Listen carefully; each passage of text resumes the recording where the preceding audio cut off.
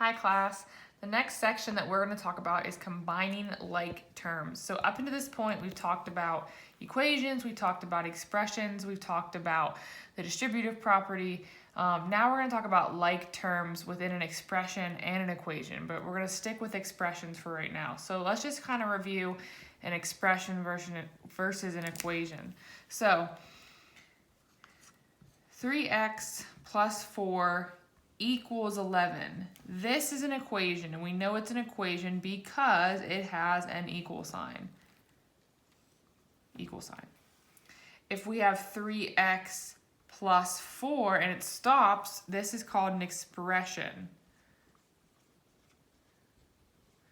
Means we have no equal sign. This is our final product.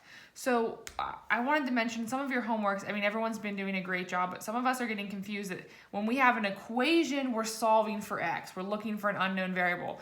When we have an expression, this is our final product. We can't solve for x, guys, because we don't have anything to compare it to.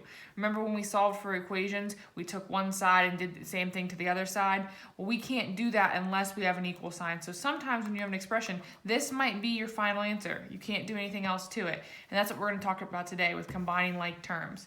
So when you have an expression, that's what we're going to stick with today.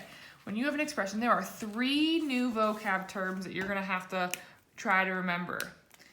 So I'm just going to write an expression. 2x plus 3 minus 5y. So sometimes when you have an expression, you might have 2 different variables.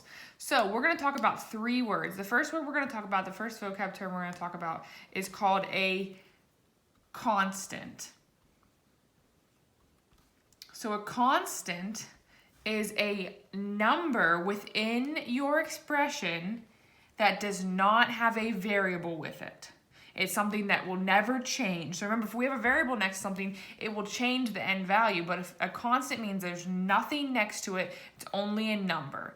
So if you look at our example, the constant in this situation would be 3. 3 is our constant. And just like anything, we have to look at the operation before it. So this is a positive 3. So if I asked you what is the constant in this expression, you would say 3. It's whatever does not have a variable with it. So that's our first term, constant.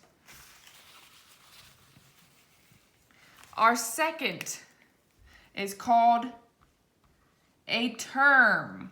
So a term is what makes up an expression, and a term is the parts that make up an expression, exactly like I said. So in this situation, we have 1 term, 2 terms, 3 terms. It's anything that makes up the expression that's not including operations. So it doesn't include the subtraction and negative or subtraction and addition symbol. It's just the other parts of it. So 2x would be 1 term, 3 would be the second term, and 5y would be the third term. So if I asked you how many terms are in this expression, you would say 3. There are 3 terms in this expression. So that's our second vocab term. So we have constant, we have term, and our last one is called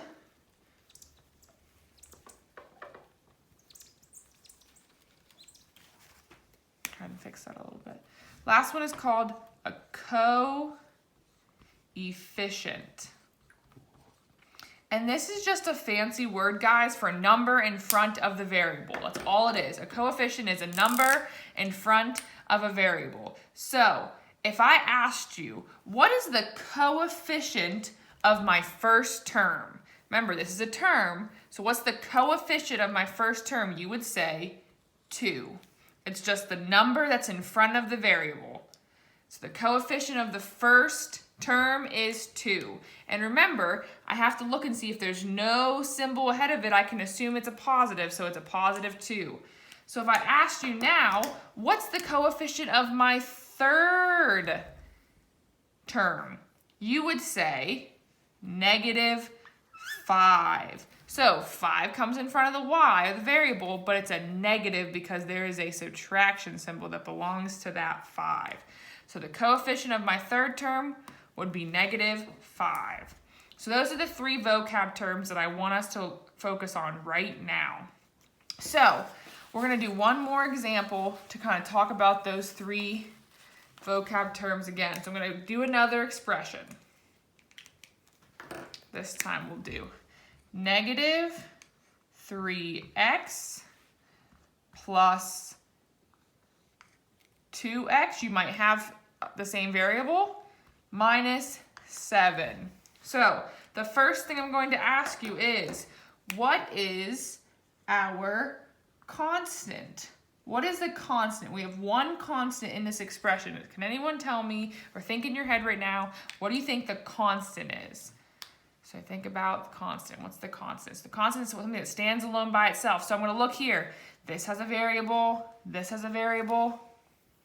The 7 does not have any variables. It's on its own. So my constant is negative 7. You got to make sure you find that operation before it, because that subtraction makes that's a negative, remember?